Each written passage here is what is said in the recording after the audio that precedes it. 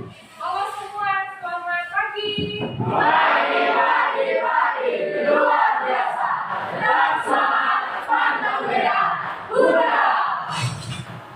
Iya, semangat sekali. Apa kabar semua? Fantastis, luar biasa. Yes, yes, yes. Terima kasih sambutannya hangat sekali, semangat sekali Ibu semua. Terima kasih sudah hadir untuk mengikuti pembelajaran kita pada hari ini. Sebelum kita mulai, ada baiknya kita buka di dalam doa. Silakan bikin doa ketua kelas.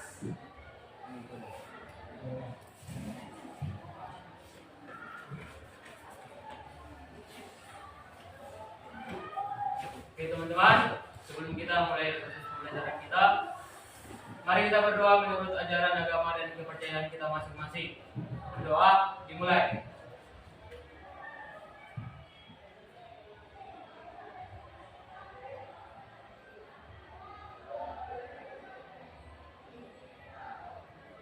Berdoa selesai. Oke, terima kasih. Silakan kembali. Oke, Ibu bisa dulu kehadiran ya? Ya, Bu. Coba dengarkan namanya. Agnesia. Hadir, Bu. Hadir. Alexander. Hadir Bu. Oke. Ardinos. Hadir Bu. Oke. Hadir semua ya ketua? Ya Bu, hadir Bu. Oke, hadir semuanya. Bagus sekali ya, kalian bisa hadir semua. Tidak bagus juga sering absen-absen seperti itu ya. Oke, langsung saja kita masuk ke pembelajaran kita. Ibu mau ingatkan, terakhir kita masuk topik apa? Ekosistem. Ekosistem. Nah, saya mau uji dulu ini, masih ingat atau tidak ya? Siapa ini yang mau saya tanya? Apa itu ekosistem? Siapa yang bisa jawab? Oke, silakan. Ekosistem adalah hubungan timbal balik antara makhluk hidup dan lingkungannya. Hubungan makhluk hidup Dan lingkungan. dengan lingkungannya. Jadi ada dua hal di sini ya. Ada makhluk hidup dan ada lingkungan. Nah, lingkungan di sini ada dua macam. Saya akan tanya, siapa yang tahu komponen apa ini lingkungan makhluk hidup yang tadi? Saya, Bu. Oke. Komponen ekosistem terbagi menjadi dua, yaitu komponen biotik dan abiotik. Biotik itu artinya makhluk hidup seperti manusia, tumbuhan, dan hewan. Sedangkan abiotik seperti tanah, pasir, angin, darat, dan lain-lain. Iya, luas sekali ya. Biotik dan Abiotik. Ya. Biotik dan abiotik. Kalau kita nih di lingkungan ekosistem termasuk apa? Biotik. Oke, jelas sekali ya. Nah, mari kita lihat di sini ada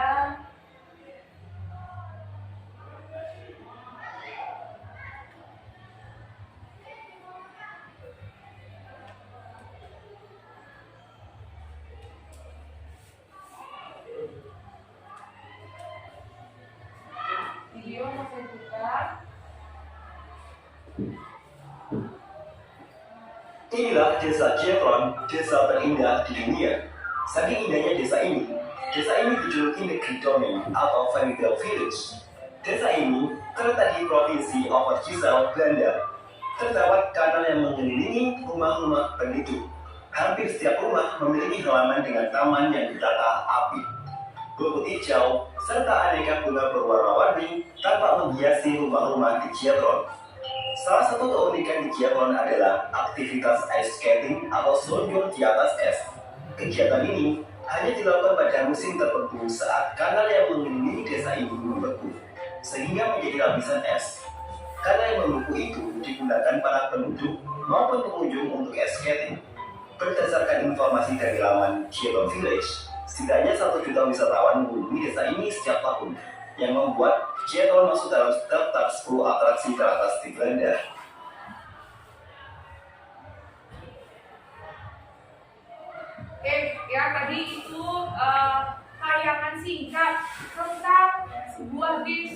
terindah di dunia. Wah, luar biasa ya.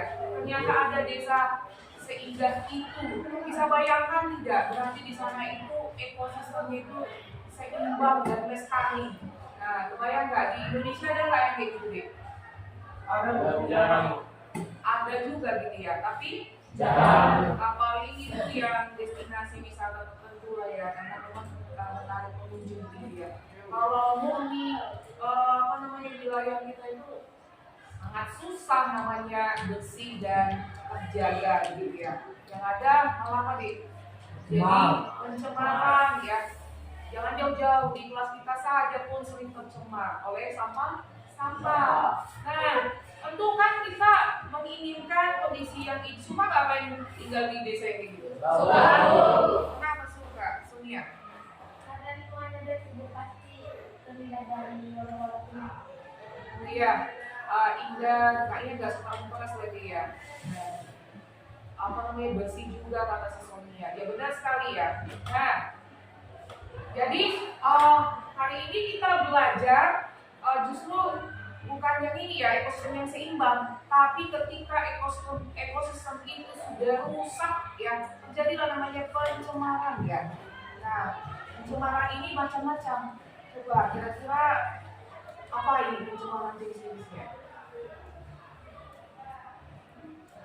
Ada pencemaran laut, suara ya, nah air, tanah, udara, suara gitu. Nah, itulah yang mau kita gali, itulah yang mau kita kupas, kita bahas pada hari ini, anak-anakku sekalian. Nah, bagaimana ekosistem sudah rusak terjadi pencemaran ya? Bagaimana apa manfaatnya bu kita belajar ini? Tentu saja ya. Kalau kita tidak tahu tentang perubahan lingkungan, maka apa yang terjadi? Wah, yang ada kita rugi sendiri juga gitu ya, karena kita bagian dari ekosistem. Jadi manfaatnya sangat banyak. Karena itu tadi ya, kita ini bergantung dengan alam. Ya, benar nggak kita tergantung dengan alam? Contohnya apa? Sumber makanan. Makanan, ya benar sekali. Bernafas benar ya. Kalau bisa nggak bernafas tahan dulu 1 menit juga bisa ya. Butuh oksigen. Oksigen diambil dari mana? Tumbuhan. Dari tumbuhan. Nah, tumbuhan juga adalah bagian dari ekosistem. Jadi kita saling bergantungan. Tumbuhan juga butuh kita. Apa buktinya? Merawat dia. Ya, untuk Fotosintesis. Nah, jadi selain itu, kita boleh lihat, ada namanya standar kompetensi ya. Jadi hari ini kita belajar lagi adalah perubahan lingkungan. Oh ya, saya ingatkan nanti di akhir pelajaran ibu mengambil penilaian ya. Jadi kalian ini harus fokus. Tadi saya ada penilaian sikap, juga kognitif yang baru evaluasi nanti di akhir pelajaran. Ini ada standar kompetensi. Silakan baca nak itu siapa? Ya, Bu. Sonia, silakan. Standar kompetensi: memahami, menerapkan, menganalisis pengetahuan faktual, konseptual, prosedural berdasarkan rasa ingin tahunya tentang ilmu pengetahuan, teknologi, seni, budaya, dan humaniora dengan wawasan kemanusiaan, kebangsaan, kenegaraan, dan peradaban terkait fenomena dan kejadian, serta menerapkan pengetahuan prosedural pada bidang kajian yang spesifik sesuai dengan bakat dan minatnya untuk memecahkan sebuah masalah. Oke, terima kasih Sonia. Ada kompetensi dasar. Jadi beda ya standar kompetensi. Kemudian turunannya adalah kompetensi dasar. Silakan dibaca. Di belakang dulu kali ya. Buat ya. Kompetensi dasar: menganalisis data perubahan lingkungan dan dampak dari perubahan tersebut bagi kehidupan. Oke. Lalu ada tujuan pembelajaran ya. Itu ada 1 ya. Oke, baca ya. Ini ada 8, 1 orang 3. Lalu dari sana, Kristina yang buat Tujuan pembelajaran: 1. Peserta didik dapat mengidentifikasi pencemaran lingkungan berdasarkan sifat zat pencemarannya dengan tepat. 2. Peserta didik dapat menjelaskan sumber pencemaran air dengan tepat. 3. Peserta didik dapat merancang strategi penanganan dampak pencemaran air dengan tepat. Oke, jadi yang dibaca si Kristina ini tanahnya adalah pencemaran air ya dia. Tadi si anak peserta didik harus mampu mengidentifikasi identifikasi itu maksudnya menggolongkan ya. Ini jenis pencemaran apa. Kemudian yang kedua, ketika sudah tahu tadi itu pencemaran air, apa sumber pencemaran air? Nah itu nanti kelompok tertentu nanti ya, itu yang mau kalian gali. Kalau itu tercapai berarti tujuan kita tercapai. Bisa kalian nanti bagikan, berarti tercapai. Yang ketiga, strategi penanganannya. Ketika ada tadi sumber, kemudian ada juga dampaknya di dalam diri kita, tentu tidak mau ya berita rugi adalah pencemaran ini. Apa strateginya? Itu yang paling dibutuhkan sekarang ya. Nah itu 3 poin untuk pencemaran air. Tujuan yang selanjutnya boleh dibaca dari sini, dari tengah. Kalau nih 4. Peserta didik dapat menjelaskan sumber pencemaran tanah dengan tepat. 5. Peserta didik dapat merencanakan strategi penanganan dampak pencemaran tanah dengan tepat. 6. Peserta didik dapat menjelaskan sumber pencemaran udara dengan tepat. oke, kalau yang ini adalah pencemaran pencemaran apa tadi? Oh ya, tanah dan udara ya, sudah menunjuk tadi. Satu lagi untuk udara adalah nomor 7 dan 8 ya. Sebelah siapa? Ya, kawan. 7. Peserta didik dapat merancang strategi penanganan dampak pencemaran udara dengan tepat. 8. Peserta didik dapat menjelaskan sumber pencemaran suara dengan tepat. Oke, jadi meskipun nanti suara ini terlihat seperti tidak ada ya, tapi ini dia apa namanya di sekalian begitu ya. Misalnya nanti di pencemaran suara, pencemaran udara, hadir juga di sana pencemaran suara. Nah, contohnya apa? Ya apa? Ketika ada pencemaran suara, maka nanti di sana ada juga pencemaran udara, ada juga di sana pencemaran suara. Kereta api. Kemacetan. Ya, benar sekali. Ya apa? Kemacetan Bu. Iya, kemacetan ya. Jadi kalau ada di pusat kota ada antrian macet gitu kan, disitulah benturan mesin itu ya. Terasa sekali dan udah pastilah pembakaran mesin di api itu kan menghasilkan asap karbon monoksida. Oke ya, jadi tujuannya sudah jelas. Nah ini yang sekarang mau kita lanjutkan pembelajaran dan diskusi ya. Tapi sebelumnya ibu mau tayangkan ini ya.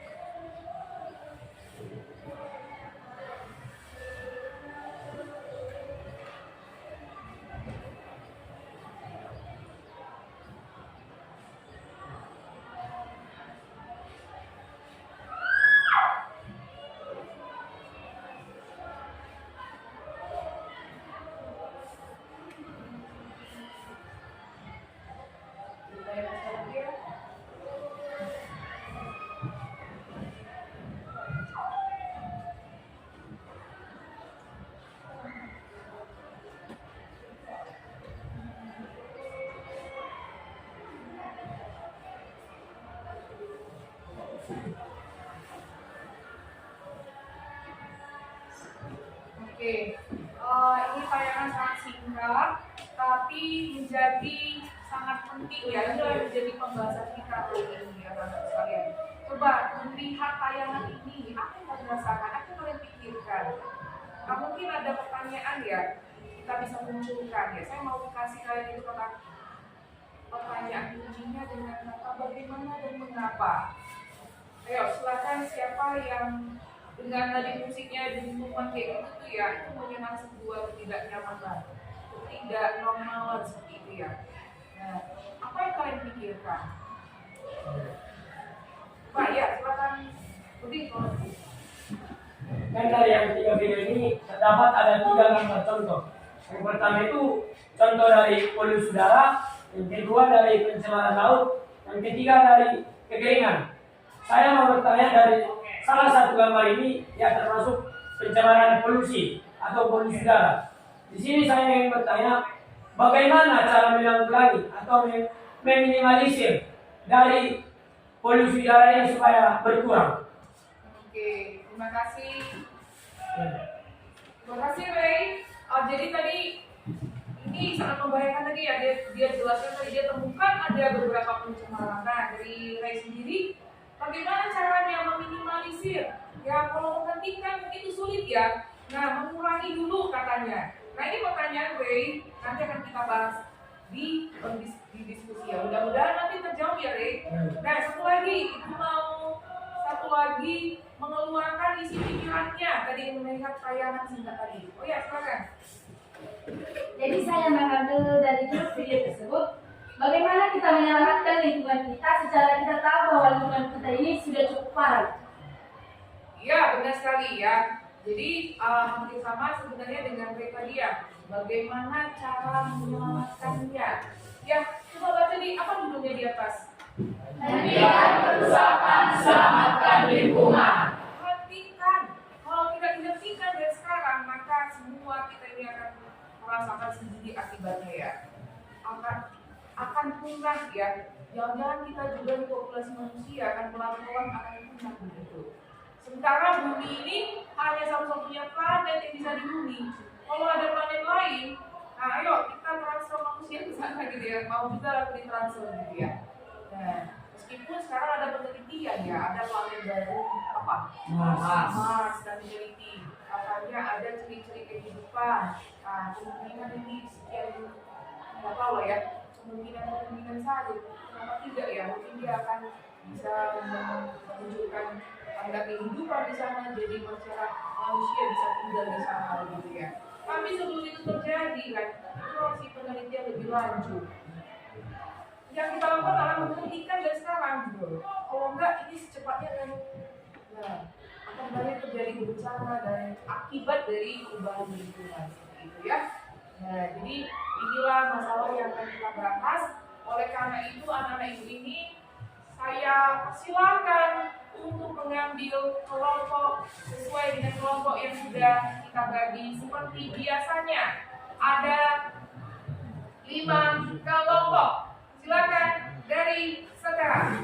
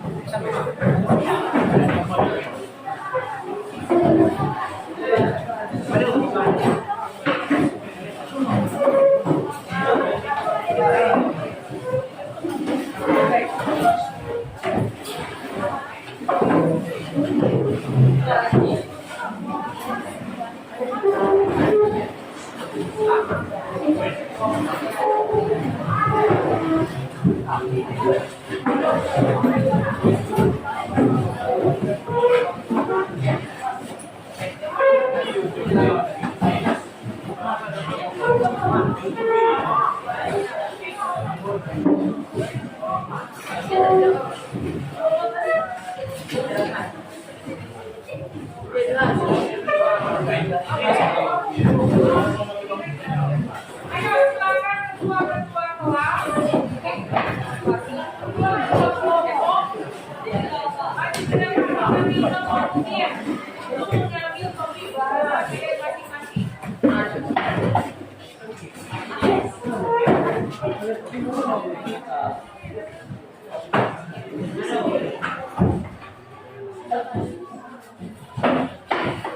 Satu lagi. Dan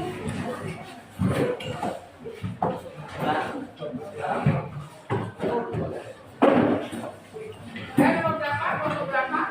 Saya dari kelompok 5 mendapat nomor 2. Itu Indonesia.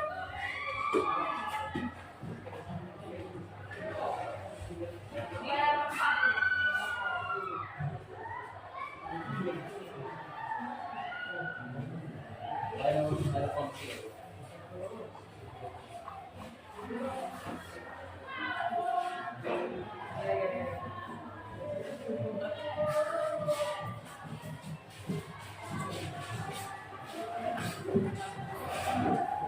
Oke, kalian sudah dapat nomor sekian dengan topik yang berbeda. Silakan bagi LKPD-nya sekarang.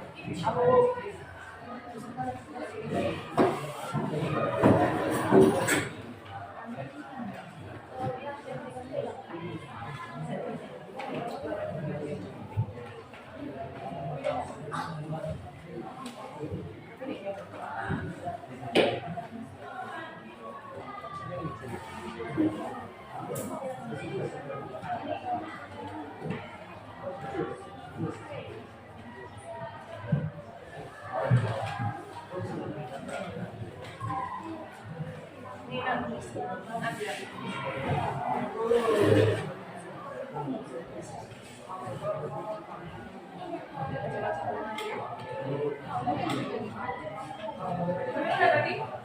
Gimana aja?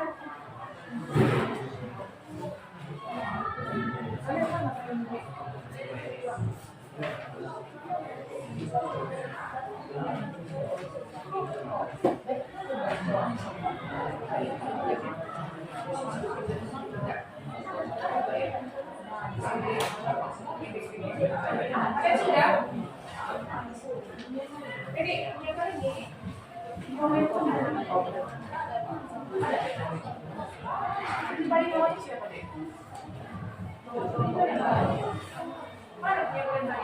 Kalau udah beda.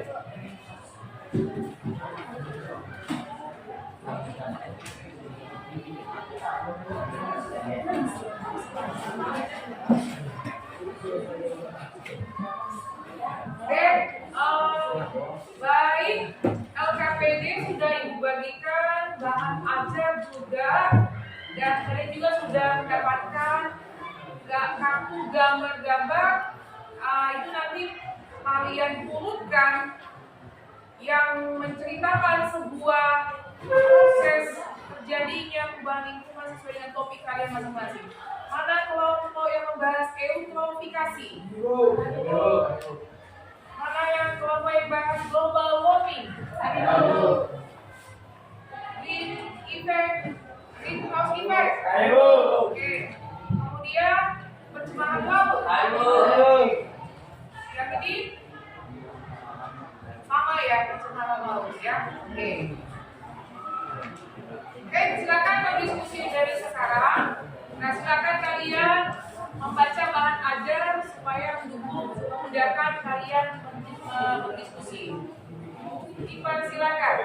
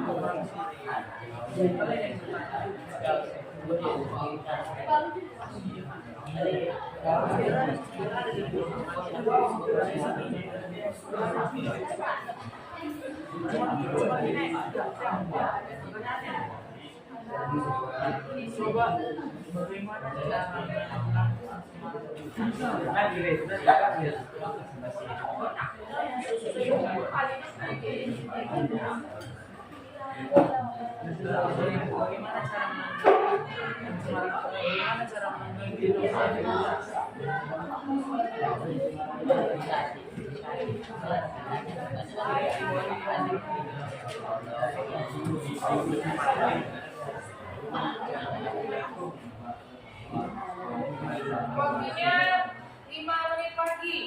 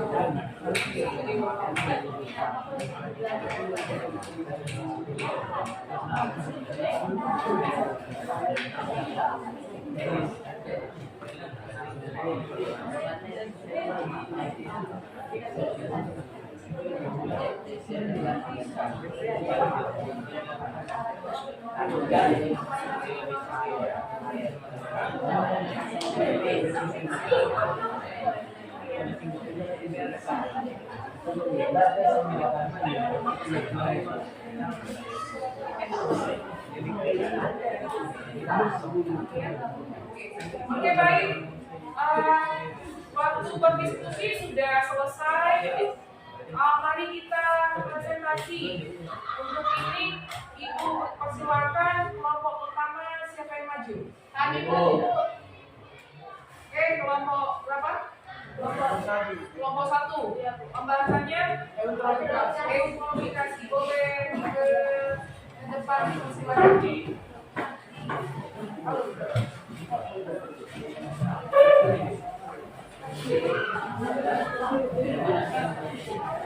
Atau akan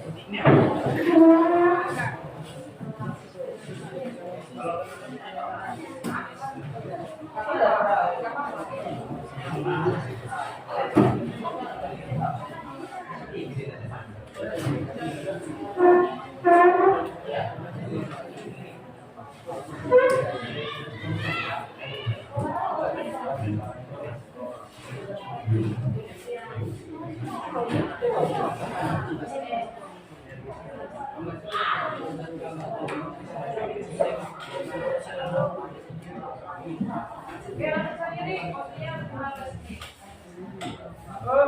teman-teman, terima kasih. Jadi pada kesempatan ini kami akan membacakan hasil dari diskusi kami yang sudah kita lakukan tadi. Jadi kami membawakan topik eutrofikasi. Sebelum itu, apakah perlu kami perkenalan dulu? Perkenalan. Jadi nanti di sini juga ada gambar-gambar yang akan dijelaskan oleh kami satu persatu. Baik, kami akan mulai dari pengertian eutrofikasi. Jadi, eutrofikasi itu adalah pencemaran air yang terjadi akibat meningkatnya kadar mineral dan nutrisi, termasuk nitrogen dan fosfor dalam perairan. Ini adalah contoh masalah ekologi yang cukup serius. Jadi nanti eutrofikasi itu ada langkah-langkahnya untuk berurutan dari mana awal eutrofikasi ini. Jadi nanti di sini akan membawa gambar dan jelaskan bagaimana urutan eutrofikasi. Akan dimulai dari teman kami Tambos. Baiklah teman-teman, gambar pertama. Bisa kita lihat pada gambar pertama ini ada seorang yang menggunakan pestisida secara berlebihan terhadap tanamannya. Jadi, karena penggunaan pestisida ini, dampaknya itu sangat berbahaya bagi tanah. Dan karena penggunaan pestisida yang berlebihan ini dapat mencemarkan lingkungannya. Gambar yang kedua, kita bisa lihat air tercemar karena pestisida, pupuk, dan limbah masyarakat yang dibawa air hujan mengalir ke sungai. Di gambar yang ketiga ini, kita bisa melihat telah terjadinya pencemaran sungai. Di gambar ini juga terlihat benih-benih tumbuhan liar yang berada di air, di mana air yang mengalir itu sampai ke sungai yang membawa kadar mineral dan nutrisi yang banyak yang membuat tumbuhan-tumbuhan air tumbuh secara liar. Dan gambar yang keempat ini adalah tumbuhan air yang telah berkembang menjadi besar, seperti eting gondok, teratai, dan tumbuhan air lainnya, yang dapat menyebabkan konsentrasi oksigen di dalam air itu berkurang, sehingga makhluk hidup yang hidup di dalam air tersebut bisa mati. Gambar kelima, dapat kita lihat bahwa ada makhluk hidup yang sudah terkena dampak eutrofikasi, yaitu di mana ada ikan yang mati akibat pencemaran ekosistem air. Oke, jadi itulah urutan dari eutrofikasi yang kami jelaskan. Sebelum kita lanjut, kami ingin menguji keingatan teman-teman semuanya. Ada yang bisa menjelaskan urutan-urutan dari eutrofikasi ini? Dari mana tadi awalnya? Ayo segera tunjuk langit. Ada yang bisa? Ini kelompok-kelompok aja kali. Dari sini apa, dari sini apa, dari tiga apa? Boleh. Kami dari nomor satu. Apa aja nih? Satu A. Di nomor satu dia menggunakan pupuk pestisida yang berlebihan sehingga mengakibatkan pencemaran tanah. Oke, nomor dua. Kedua. Terus bukan ini ada gambarnya. Kalau ini boleh lihat gambarnya dan jelaskan tadi. Apa dari penjelasan yang jelaskan materi.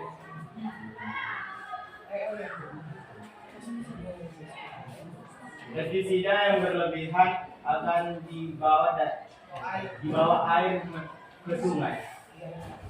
Untuk urutan ketiga. Seperti ini ya. Menarik. Untuk gambar ketiga itu tadi dijelaskan oleh Sonia bahwa air hujan membawa mineral yang banyak dan nutrisi ke dalam air sehingga tumbuh-tumbuhan liar yang di dalam air itu cepat berkembang atau tumbuh. Untuk urutan yang keempat, bisa dijelaskan?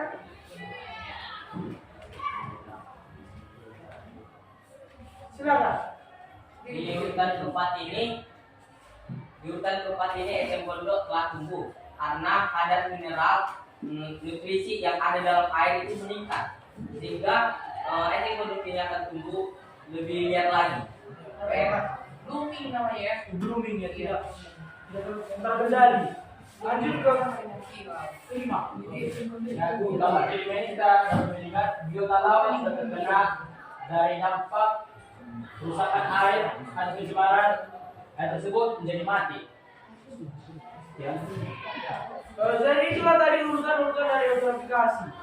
Kita sudah mengingatnya kan? Dari yang pertama, kedua, ketiga, keempat, dan kelima.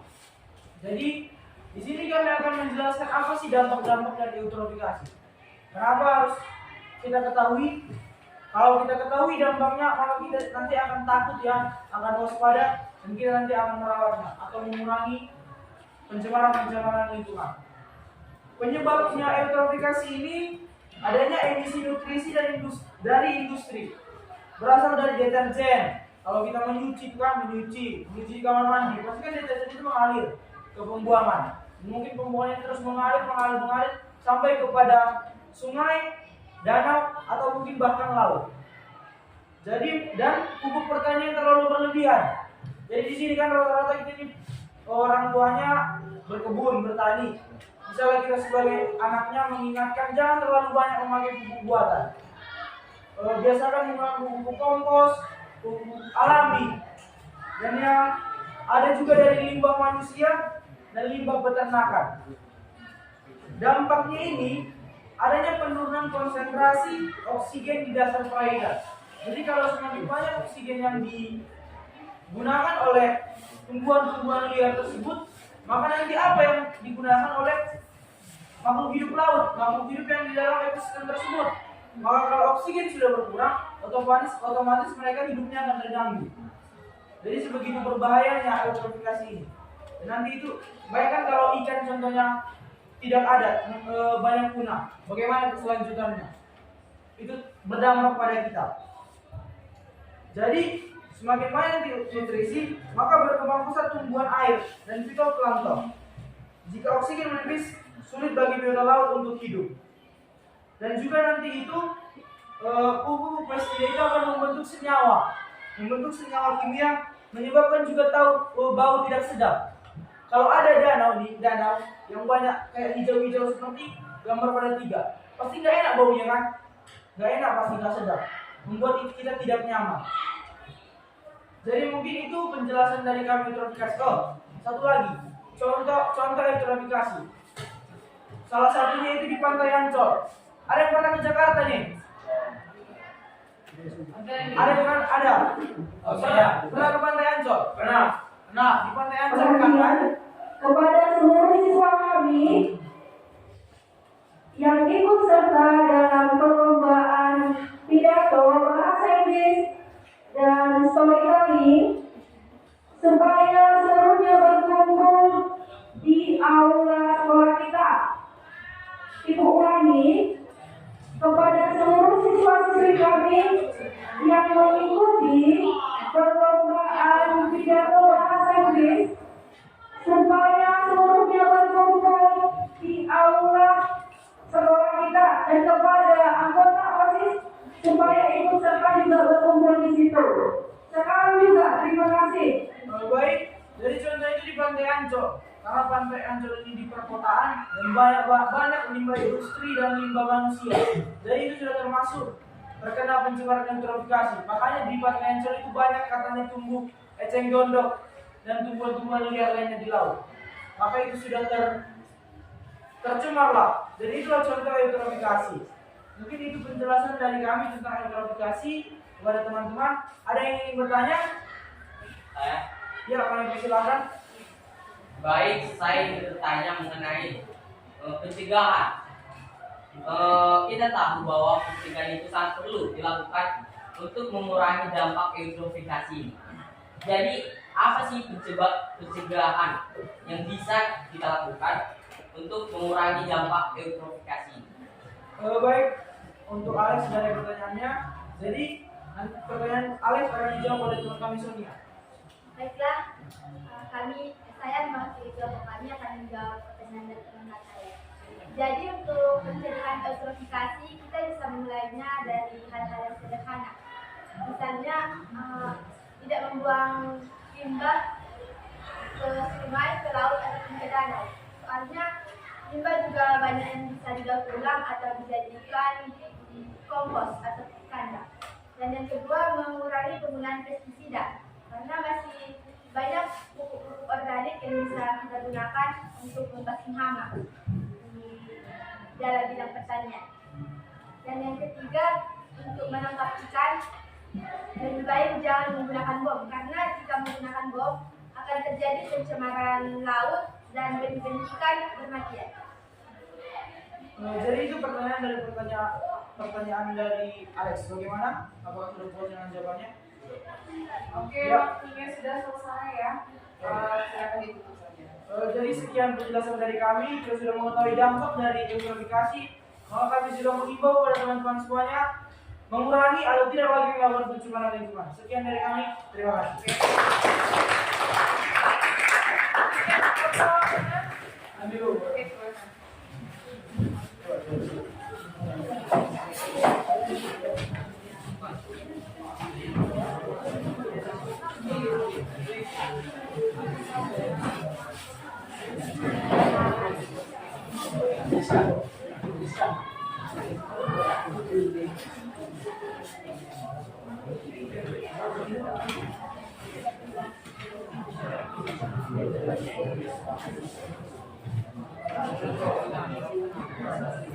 Oke teman-teman, selamat pagi.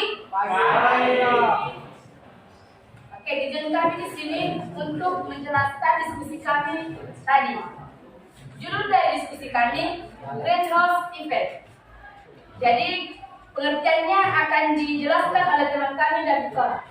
Jadi greenhouse effect ini atau yang disebut sebagai rumah kaca ini adalah adanya suatu proses pemanasan secara alami yang dimana gas yang muncul terperangkap oleh radiasi panas yang ada di bumi. Lanjut, urutan gambar dan sumber pencemaran lingkungan akan dibahas oleh teman kami Adin. Oke, jadi di sini judul kami adalah yaitu greenhouse effect. Oke, jadi greenhouse effect ini disebabkan oleh banyaknya penggunaan bahan bakar minyak, batu bara, dan bahan bakar organik lain yang melebihi kemampuan tumbuh-tumbuhan untuk menyerap asap tersebut. Oke, jadi di sini kami mempunyai gambar.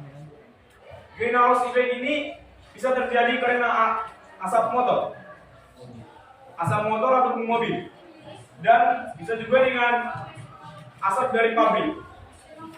Nah, jika kita ketahui asap pabrik tersebut lalu akan tersebar dan atau pergi ke atas dan akan terjebak di lapisan yang namanya ozon. Lapisan ozon pada atmosfer. Dan pada saat matahari menyinari bumi untuk memenuhi kebutuhan bumi, yaitu untuk tumbuh-tumbuhan berfotosintesis atau untuk kebutuhan lainnya.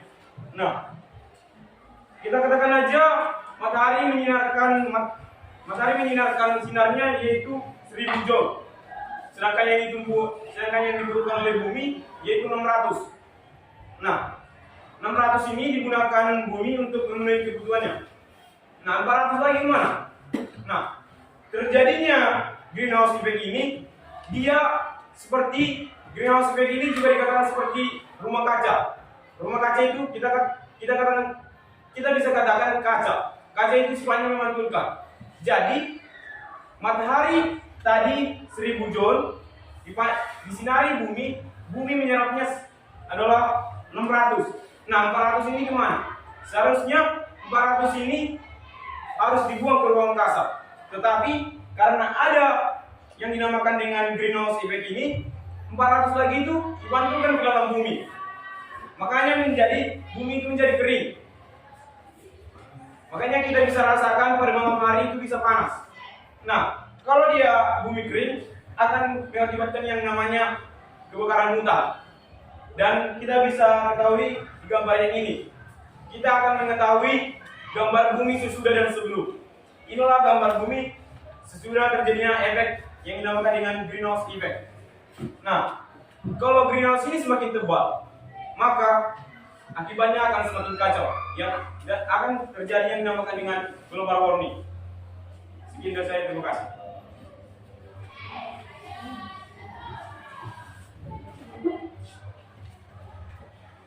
Dampak-dampaknya akan dijelaskan oleh teman kami, Ray. Jadi dampak dari greenhouse effect ini adalah yang disebut dengan rumah kaca, yaitu yang pertama meningkatkan suhu di permukaan bumi. Seperti yang dibilang Ardinos, pada saat malam hari kita itu pasti merasa panas. Jadi itu merupakan bentuk dari greenhouse effect atau yang disebut dengan rumah kaca. Yang kedua, memicu terjadinya kekeringan. Yang ketiga, memicu terjadinya kebakaran hutan. Yang keempat, meningkatkan risiko kepunahan berbagai spesies makhluk hidup. Jadi pada saat hutan-hutan yang ada terbakar dan mengalami kekeringan, pasti hewan-hewan yang di situ merasa terganggu dan dia tidak memiliki lagi yang namanya tempat tinggal. Yang kelima, menipisnya lapisan ozon pada atmosfer yang melindungi bumi dari bahaya radiasi sinar ultraviolet atau yang disebut UV.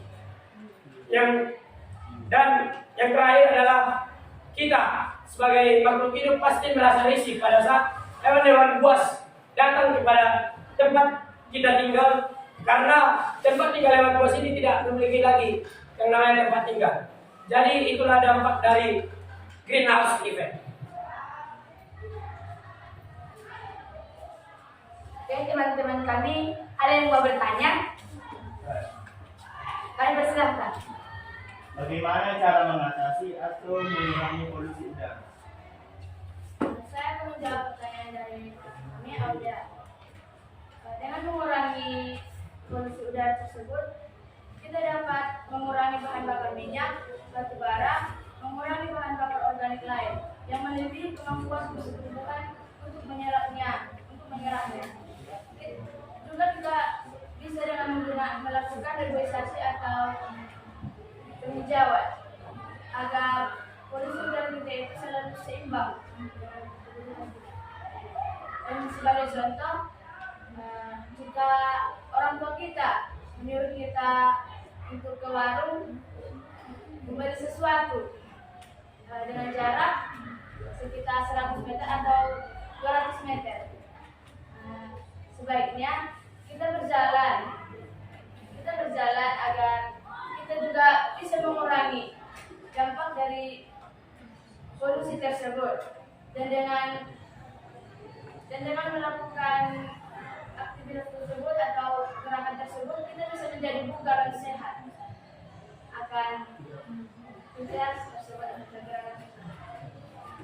Dan kita juga mengatasinya dengan tidak membakar hutan agar polusi tersebut selalu terjaga dan kita juga bisa sehat dari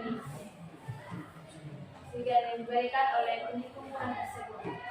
Sekali lagi, kepada seluruh siswa kami yang mengikuti perlombaan pidato dan storytelling untuk acara besok, supaya kita berkumpul seluruhnya di aula SMA Negeri 1 Serkap Barat atau di aula kita.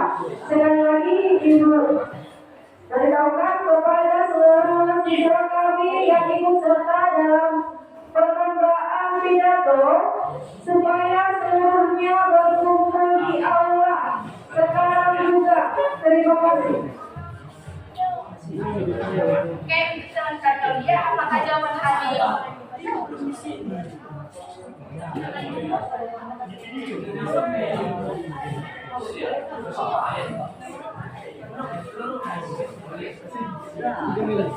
Kepada seluruh pengurus OSIS akan segera berkumpul di ruangan OSIS. Sekali lagi, kepada seluruh pengurus OSIS tanpa terkecuali berkumpul di ruangan OSIS. Terima kasih. Apakah teman kami Aulia sudah paham dengan jawaban kami? Oke, jadi itu tadi ya, mulai kita sehat, emang disarankan di jalan kaki itu. Kalau ibu sering kita bolak-balik nih ya, emang disarankan di jalan kaki itu minimal 1 kilo di sehari. Seribu langkah.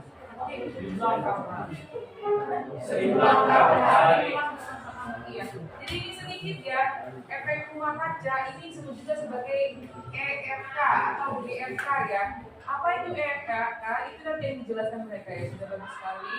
Nah, ini ditemukan oleh si Joseph, sebuah proses di mana atmosfer memanaskan sebuah planet. Nah, atmosfer memanaskan sebuah planet. Kenapa atmosfer memanaskan sebuah planet? Itu tadi yang dijelaskan Ardinus. Ada gas-gas tadi, emisi gas dari aktivitas di bumi yang nanti disalurkan mengumpul atau terakumulasi di awan, di atmosfer. Nah, sifatnya nanti menjadi seperti kaca, memantulkan, sehingga dia memanaskan seperti itu ya. Sekali lagi, diberitahukan kepada seluruh pengurus sosis agar segera berkumpul di ruangan OSIS. Diberitahukan kepada seluruh pengurus sosis agar segera berkumpul di ruangan OSIS. Terima kasih. Nah, jadi gas-gasnya itu ada ini ya, CO2, SO2, N2, CH4 itu deh ya. Nah, dari mana dihasilkan? Dari pembakaran juga termasuk. Nah, apa solusinya tadi? Sudah bagus sekali dibilang. Jangankan membakar hutan. Jauh sekali kita membakar hutan ya, membakar sampah saja lah nanti. Jangan dibeli dari sekali ya. Iya, jadi kalau bisa dia di apa namanya? Dibuat dari bungkus seperti itu ya.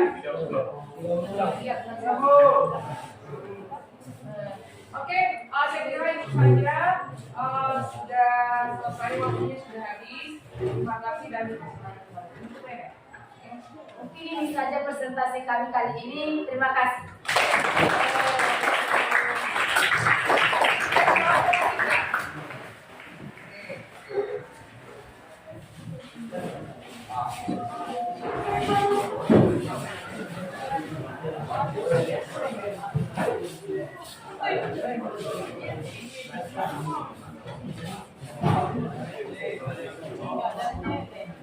Oke, sebelum memulai presentasi kami dari kelompok 3 ini menyapa teman-teman sekalian semua. Selamat pagi.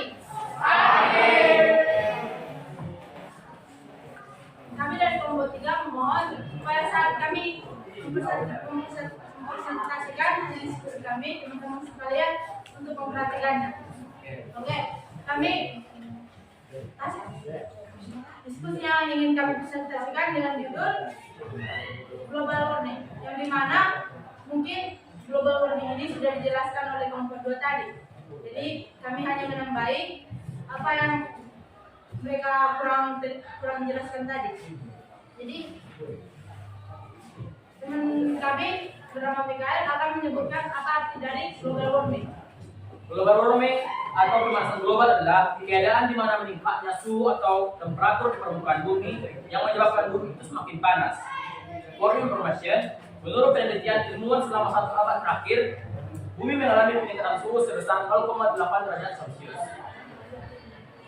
Dan mungkin ada perubahan yang terjadi pada kondisi global warming, yaitu kondisi yang terjadi pada global warming yaitu berupa lingkungan yang dimana suhu rata-rata di bumi semakin meningkat besar.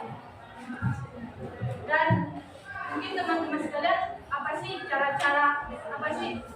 proses bagaimana bisa terjadi global warming? Yaitu yang pertama bisa jelaskan teman kami. Yaitu proses terjadinya global warming terdiri dari pertama itu penyebab dan dampaknya. Itu gambar yang pertama, kebakaran hutan.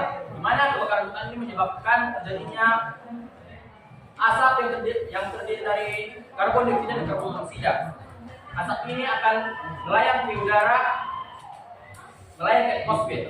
Nah, setelah itu gambar yang kedua sama juga yaitu terhadap kebakaran hutan, di mana sisa limbah pabrik ini yang terdiri dari gas beracun melayang ke lapisan atmosfer, mana di lapisan atmosfer tersebut terdapat suatu lapisan yang bernama lapisan ozon. Mana lapisan ozon itu berguna untuk melindungi bumi dari radiasi matahari. Nah, yang ketiga yaitu dampaknya. Setelah menipisnya lapisan ozon, di mana lapisan ozon berguna untuk melindungi bumi dari sinar radiasi matahari, iklim pada bumi menjadi tidak teratur dan berakibat pada es kutub yang mencair. Di sini kita dapat melihat gambarnya. Nah, setelah cuaca yang tidak teratur dan iklim yang tidak menentu, efeknya bumi yang sebelumnya indah dan asri dari bumi yang sebelumnya indah dan tidak tercemar menjadi rusak setelah adanya global warming. Dan mungkin itu adalah proses terjadinya global warming. Dan selanjutnya pembahasannya akan dilakukan oleh teman kami. Jadi ada beberapa penyebab terjadinya global warming. Yang pertama karena ulah manusia yang membuang sampah. Yang kedua itu asap gas-gas berbahaya dari kendaraan bermotor dan dari pabrik seperti gas-gas karbon dioksida dan karbon monoksida yang akan berkumpul di atas dan akan membuat lapisan ozon di bumi menipis sehingga terjadinya global warming. Dan yang ketiga, efek dari rumah kaca yang telah dijelaskan oleh kelompok 2 yang akan membuat pemanasan global. Dan mungkin itu adalah dampak dari pemanasan global warming. Dan ada beberapa dampak yang akan kami jelaskan tentang terjadinya global warming, yaitu ada dampak dari global warming, yaitu yang pertama menipisnya lapisan ozon, yang kedua menjadinya ekstremisme dan selatan, dan yang ketiga cuaca yang berubah dan iklim yang tidak keras. Nah, pemanasan yang terjadi mungkin itu terjadi oleh pemanasan global warming. Mungkin ada teman-teman kami yang bertanya tentang pemanasan global warming. Oke teman kami, saat ini kita harus tahu bahwa lingkungan atau bumi kita ini sedang tidak baik-baik saja atas masalah-masalah lingkungan kita. Nah, kita sebagai seorang siswa sendiri, bagaimana cara kita untuk mengatasi atau mengurangi dampak dari global warming ini? Jadi pertanyaan teman kami tadi, bagaimana cara mengatasi itu dampak global warming? Itu ada beberapa hal yang bisa teman kami jelaskan, yaitu baiklah di sini saya akan menggunakan pertanyaan dari saudara. Jadi yang perlu kita lakukan untuk mencegah global warming yaitu dengan melakukan tindakan kecil seperti mengurangi penggunaan kendaraan bermotor dan mengurangi penggunaan limbah plastik dan mengurangi membakar sampah. Nah, penggunaan kendaraan bermotor seperti yang sudah dijelaskan oleh kelompok tadi, yaitu tidak jelas oleh kendaraan bermotor, pembakaran sampah sembarangan. Mungkin dampak itu sangat besar walaupun tidak sangat kecil. Nah, mungkin dari penjelasan kami tadi, teman-teman sekalian sudah semakin paham karena penjelasan kami tadi sudah hampir sama dengan kelompok 2 tadi. Mungkin sekian dari penjelasan kami dari kelompok kami. Sekian dan terima kasih.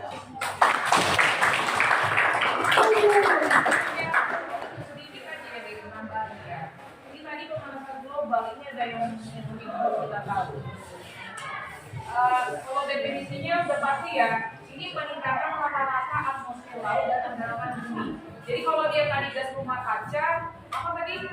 Atmosfer yang memanaskan bumi. Kalau dia global warming sudah terjadi deh, berarti ini kejadiannya gas rumah kaca dulu yang bereaksi, baru terjadilah global warming.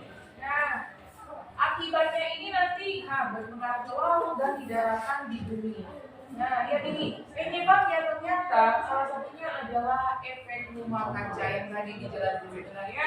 Berarti harusnya kita pembahasan global warming dulu hari tadi ya, baru gas rumah kaca. Karena justru penyebab global warming itu salah satunya adalah efek rumah kaca. Jadi itu tadi sangat mendukung ya. Apa yang kita kerjakan sebagai siswa? Jadi jangan muluk-muluk apa yang bisa kita kerjakan dalam langkah-langkah sederhana itu bagus sekali. Tahu nggak? Itu tuh kalau sering jalan ini kan dari ujung sana kan kayak gitu nggak? Itu panjang kali ya. Bukan karena kita sanggup bayarnya sendiri, tapi cuma nggak dipakai. Anda tahu nggak berapa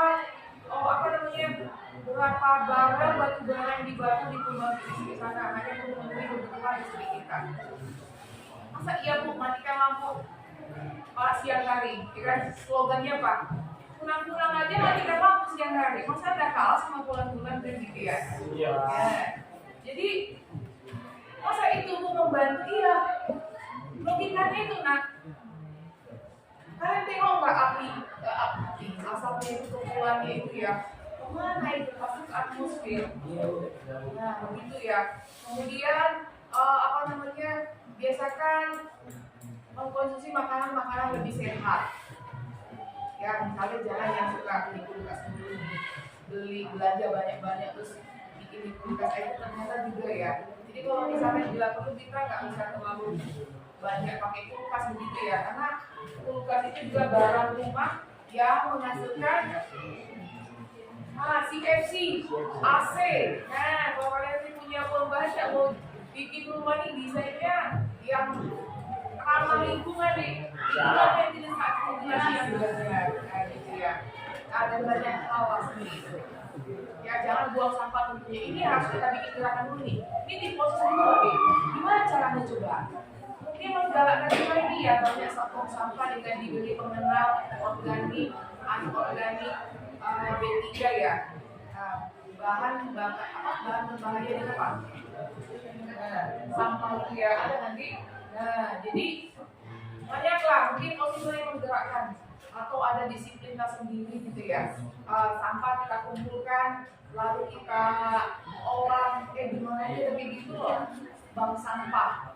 Nah, jadi bank aja. Bank sampah ada. Nanti ada pembuangan sampah di sana diolah. Akhirnya kita itu kita kerjakan. Jadi setiap kelas itu punya uang. Jadi ada tabungan apa gitu ya, kertas apa kartu gitu ya. Nah mereka menyimpan sampah mereka dulu. Nanti harganya berapa? Tapi di sana diolah. Ini bisa dipikirkan gitu. Ya. Ini yang diharapkan untuk kita. Strategi apa yang bisa kita kerjakan? Nah, gitu ya. Ayo betul-betul satu langkah yang nyata ya. Ibu harap ke depan ada dipikirkan itu, dikerjakan mungkin program selanjutnya atau apa ya. Ini adalah satu manfaat yang bisa kita dapat. Oke, itu saja mungkin ada lagi ya. Kemudian udah tadi ini. Jadi penyebabnya tadi ya. Oke, udah bekerja ya. Oke, silakan dari Ria Plus.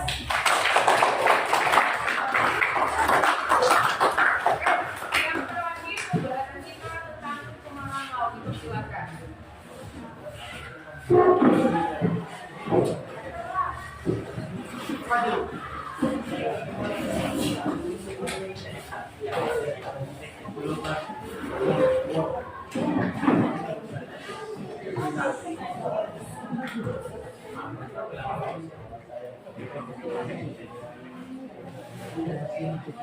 Selamat pagi teman-teman. Baik, di sini kami akan mempresentasikan hasil diskusi kami tentang pencemaran laut. Pencemaran laut adalah dimasukkannya makhluk hidup, zat, energi, dan komponen lain ke dalam lingkungan laut oleh kegiatan manusia, sehingga melampaui mutu lingkungan laut yang telah ditetapkan. Baiklah teman-teman, kami akan menjelaskan proses terjadinya pencemaran laut ini. Sebelumnya, kelompok 1 sudah menjelaskan mengenai eutrofikasi yang berdampak pada air, tapi mereka menjelaskannya dominan ke sungai ya, atau danau-danau. Dan sekarang kami akan menjelaskan pencemaran laut, di mana banyak sekali penyebab pencemaran laut ini.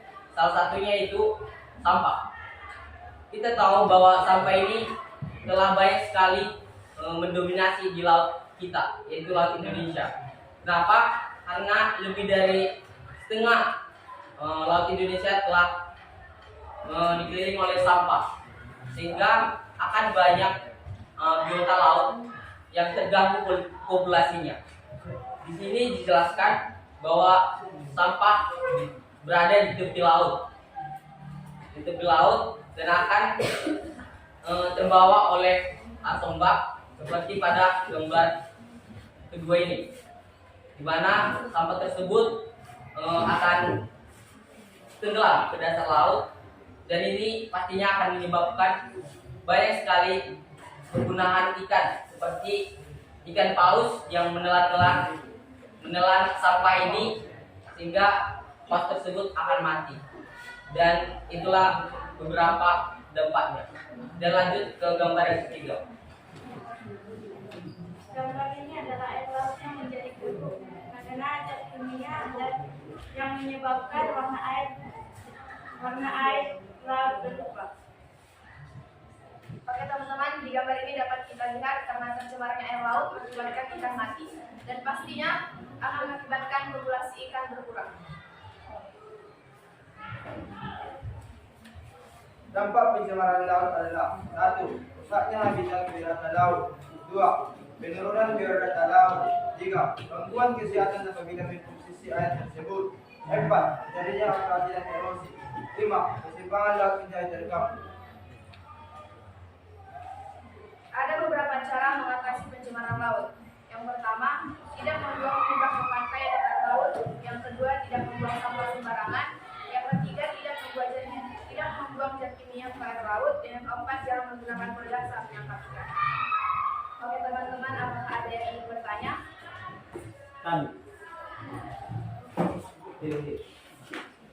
Kan tadi kan dibacakan cara pencegahan, jangan membuang zat kimia dan limbah ke laut, kan? Itu tadi cara pencegahannya. Jadi kalau kita tidak membuang ke laut, kita itu harus membuangnya kemana? Kita kemanakan limbah-limbah ini agar tidak ke laut dibuang atau menyebabkan pencemaran air. Karena kalau kita ketahui kalau dia dibuang ke darat akan menyebabkan pencemaran tanah. Jadi kemana kita buang limbah ini agar tidak menyebabkan pencemaran tanah dan air? Terima kasih. Baiklah, kami akan menjawab pertanyaan dari teman kami Pahala. Banyak sekali sebenarnya cara-cara yang dapat kita lakukan untuk mengatasi yang namanya pembuangan limbah dengan sembarangan. Salah satunya itu dengan mendaur ulang limbah tersebut. Misalnya menjadi kompos, pestisida, dan masih banyak lagi kegunaan dari limbah tersebut yang tidak kita lakukan. Itulah jawabannya. Apakah teman kami Pala menerima jawaban kami? Tapi gini kan, kami belum puas dari jawaban kalian tadi. Maksudnya kan seperti ini. Kalau kita lihat, ada kan perusahaan sawit. Jadi limbah zat kimianya ini, kalau didaur ulang mau dikemanakan? Kalau didaur ulang, namanya juga kan zat kimia. Kalau kita buat menjadi pupuk kompos akan merusak tanaman. Jadi mau dikemanakan? Seperti itu. Saya menanggulanginya itu bagaimana? Kayak ini secara umum aja ya. Ya benar. Kalau yang organik ya bisa didaur ulang, ya dibikin kompos, diolah jadi kompos. Gitu. Ini masalahnya kalau limbah padatan bisa dibikin karya reuse ya, menggunakan kembali, misalnya gelas kotak, ada pemak sedikit jadi tempat pensil misalnya kan. Nah, atau bahan-bahan yang lain. Ini kalau dia limbah cair yang mengandung zat kimia mau dibuang ke tanah juga bagaimana di mana, apalagi ke air, begitu ya? Bagaimana penanganan juga sekali ya? Ini rumit, tapi apakah benar-benar tidak ada solusi? Coba kita pikirkan masing-masing. Ada solusi dari hal tersebut. Kita tahu bahwa banyak negara yang telah maju di dunia ini. Mereka memanfaatkan limbah tersebut dan mereka bisa mendaur ulang limbah tersebut menjadi banyak sekali sebenarnya. Mereka membersihkan zat-zat kimia tersebut. Mereka membersihkan zat kimia tersebut sehingga bisa digunakan kembali. Selain menjadi kompos atau lain sebagainya, banyak sekali sebenarnya.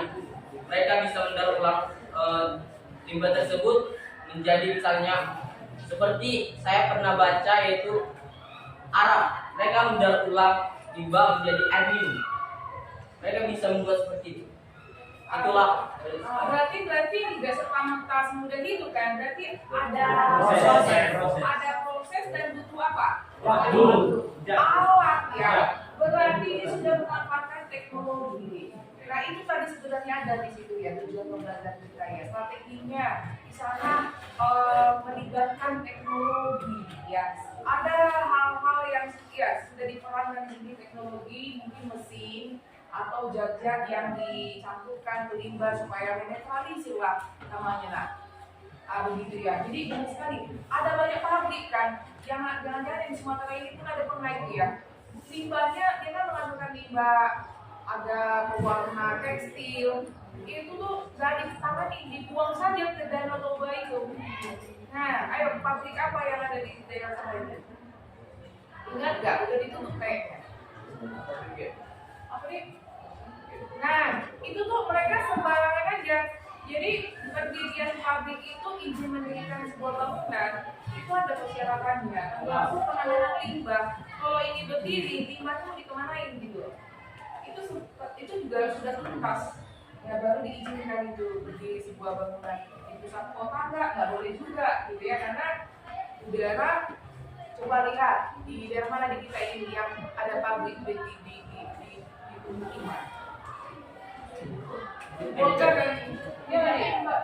Pemukiman belum mengatakan apa kali kan di populasi manusia di sana. Di mana ini ternyata? Kalau kita lewat itu kayaknya tutup kalau nggak kuat. Makanya iya saya bener ya, sedih kan itu tuh kabar kalau kita telah kan itu tugas kita ini. Mencari data, menganalisis data dibilang. Nah, ada nggak di depan kita? Semua ditalabusi. Iya, ini pembelajaran menuntut kita ke sana. Gitu, itu kan kita evaluasi gitu. Ya, benar nggak ini apa ada sebelum pencemaran di sana? Limbahnya kemana gitu? Itu pencemaran udara juga kan? Pernah nggak kan berasa bau sangat sekali itu? Iya kan? Saya juga nggak kuat gitu ya. Tapi orang-orang itu kayaknya udah biasa dan nyaman aja ya. Nah, tapi itu sebenarnya adalah pencemaran. Nah, begitu ya. Jadi sini sudah melibatkan teknologi ya. Nah, itu yang sering merupakan kurang. Udahlah nggak bisa diselesaikan lagi. Nah, jadi itu sebenarnya sudah ada di rumah, bahkan negara-negara maju sudah memakai itu. Kalau dia perusahaan atau pabrik-pabrik itu sudah harus beli, sudah menggunakan itu ya. Kalau kita ini jadi ini perusahaan apa gitu ya, punya pabrik, tolong dipertimbangkan. Oke, jadi saya kira itu saja. Sisanya oke. Oh, udah tadi ya pertanyaan ya. Oke, jadi waktunya sudah habis. Harus kita tutup ini kelompok yang terakhir, kelompok 4. Apa ada lagi? Oke, ada satu lagi. Oke. Jadi saya mau bertanya. Tadi di penjelasan tadi saya mendengar bahwa ikan itu mati dimakan dari rendaman laut. Apakah ikan itu masih bisa dikonsumsi? Iya. Ya, boleh nggak? Di Toha kebayang ke bawah angkutan masih dia mulai kejadian mati sampai kayak gitu. Ya kali kan yang mau dimakan. Pernah nengok kita juga? Mana di mana nih? Pernah jadi kayak gitu? Oh 1-2 aja, bukan rame kayak gitu kan? Ikan itu tuh udah ada kelainan itu di lingkungannya. Kalau 2-3 kayaknya karena kadang ya saatnya naik bawa ombak gitu ya. Kayak gimana saya sih aja. Secara logika ikan yang mati itu tidak bisa lagi dikonsumsi, apalagi dia sudah lama dia matinya. Oh, berarti nanti beli belanja ikan khusus itu dong. Masih sebenarnya logika saja ya. Kalau ikan yang terdampar di laut itu kita lihat dia sudah ada misalnya lalat yang menghigapi, artinya itu sudah menjadi apa? Busuk dia ikannya. Tidak bisa lagi kan dari efek pencemaran laut ini kan ada yang namakan dengan ada zat kimia. Kan ikan itu kan bisa dikatakan memakan zat kimia tersebut. Apakah kita bisa memakan ikan itu? Itu yang maksudnya. Karena dia sudah terjadi di efek kimia tersebut. Banyak yang mati. Jadi ini maksudnya ya sederhana aja sih gitu. Kita berkonsumsikan. Oke, boleh silakan. Kita tahu ikan yang di pasar itu kan ditangkap itu hidup. Kalau dia yang mati itu karena mati sendiri dia. Jadi dia mati sendiri dia secara alami. Tidak ada ditangkap. Kalau dia mati sendiri tanpa mengalami yang dinamakan makan, pasti tidak bisa memakan. Iya. Kan ini pertanyaan dari pencemaran laut yang ada zat kimianya yang dimakan oleh ikan, apakah ikan itu yang mati itu masih bisa dimakan? Itu pertanyaannya, bukan yang secara alami. Bukan yang dipasar. Iya, kita langsung aja intinya, to the point. Bisa. Kenapa nggak bisa? Tapi kan gini, kan ikan tersebut memakan dagingnya mati. Kan kita makan ikan, otomatis kita akan memakan dagingnya tersebut. Apa kita mati? Nah, intinya gini aja ya, Jika. Ini saja nih. Kalau kalian ke pantai, nggak gila. Kalian ke pasar. Ya. Kalau lagi laut di pantai, kalian nemu ikan ngambil mati kayak gitu. Jangan langsung spontan apa ya. Panen ikan, ayo. Ayo bakar-bakarin. Hati-hati. Kalau dia mati begitu tuh, bisa tanda-tanda apa ya? Kelainan mungkin ya. Lihat, dia mati karena apa? Kalau dia tanda tsunami bisa jadi kan? Nah, kalau ikan begitu kan bisa kita tahu kan? Itu air mereka masih hidup. Jadi kayak tadi itu udah mati banyak. Kalau dia mati kayak gitu, kita lebih baik cari aman deh, ya kan? Nah, ini matinya kenapa kita nggak tahu? Takutnya nanti kalau dia terindikasi ada zat kimia racun tadi ya, dari air atau dari udara atau dari apalah. Nah, boleh dimakan, sebaiknya jangan lah. Kalau mungkin bisa saja dia mati mungkin kering atau apalah terkena apa tadi itu ya. Kalau itu hanya beberapa. Kalau rame kayak tadi itu jangan dicoba-coba ya. Identifikasi dulu ini mati karena apa. Ya, cari aman saja. Itu aja kali saya coba. Oke, silakan ditutup saja. Ya, sekian hari ini. Terima kasih.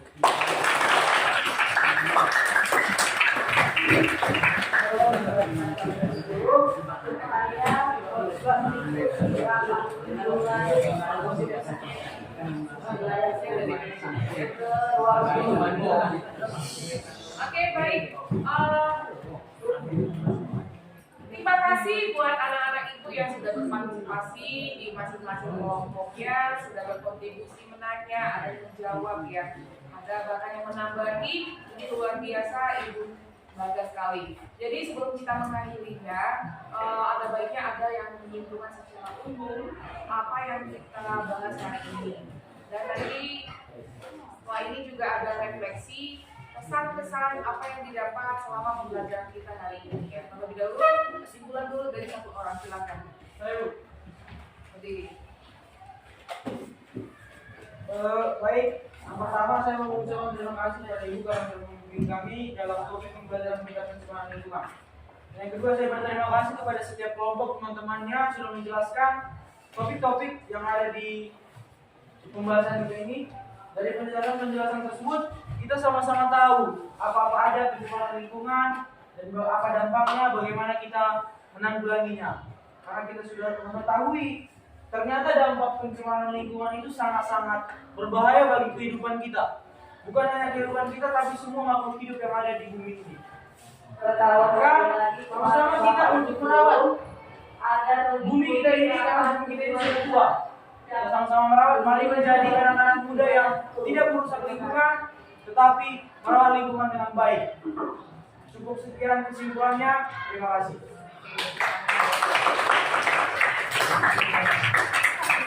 Oke, saya mau bagi evaluasi dulu nih.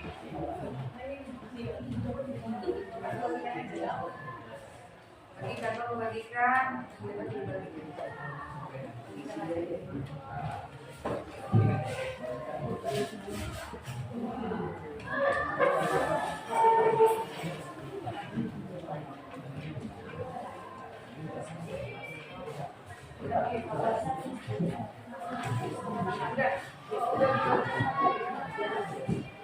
Oke, silakan dikerjakan 5 menit dari sekarang.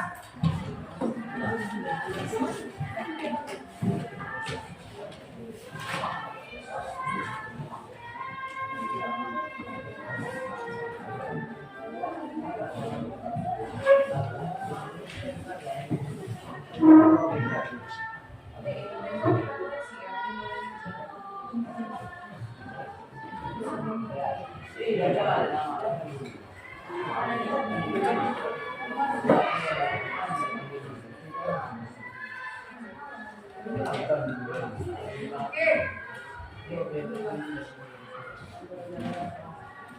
waktunya sudah selesai, silakan dikumpulkan.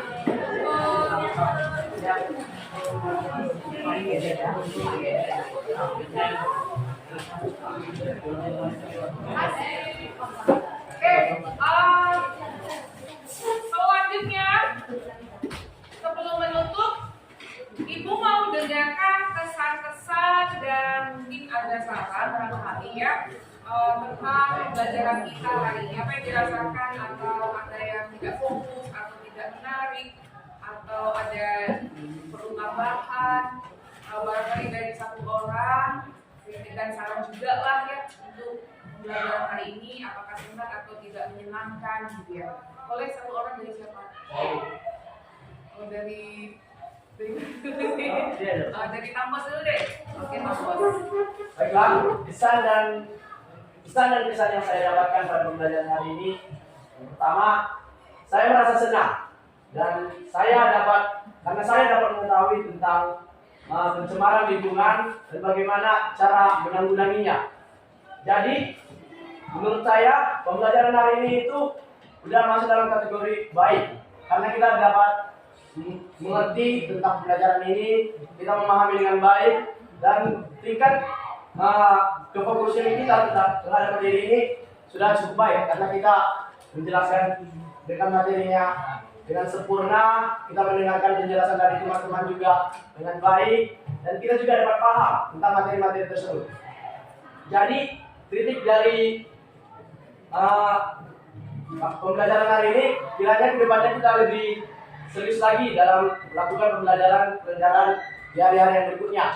Karena menurut saya ada beberapa suara-suara yang tidak mengenakan. Jadi kedepannya marilah kita lebih serius belajar supaya kita dapat memahami materi dengan baik dan kita dapat memahami dan menambah wawasan kita sendiri. Sekian dari saya, terima kasih.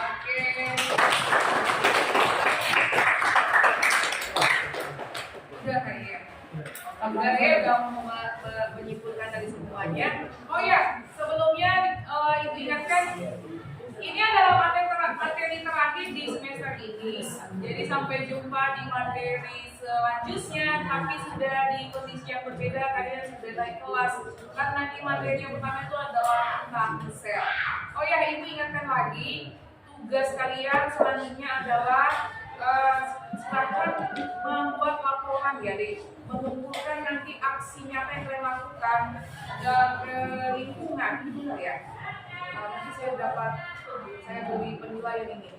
Ini silakan kalian ambil sebuah lokasi, sebuah tempat yang tercemar, misalnya sampah kalian atau pantai yang kotor, fotokan beforenya, lalu nanti kalian foto rame-rame lah gitu kan, nampakkan alat-alat masing-masing, ya kan? Dan lalu kalian ini sebelum bekerja, fotokan tempat ada fotonya, foto-foto anggaran tempat kotor, lalu kalian nanti pegang alatnya di form juga.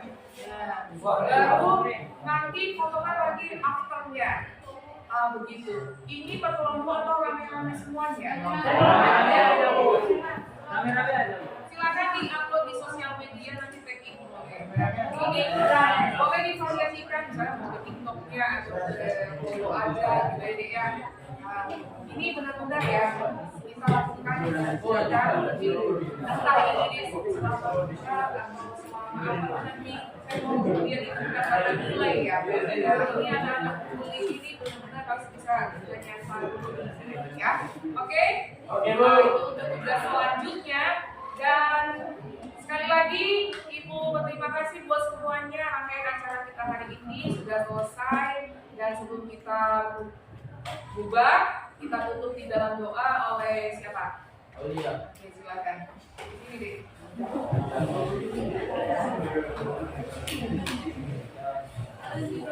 Oke teman-teman, mari kita berdoa.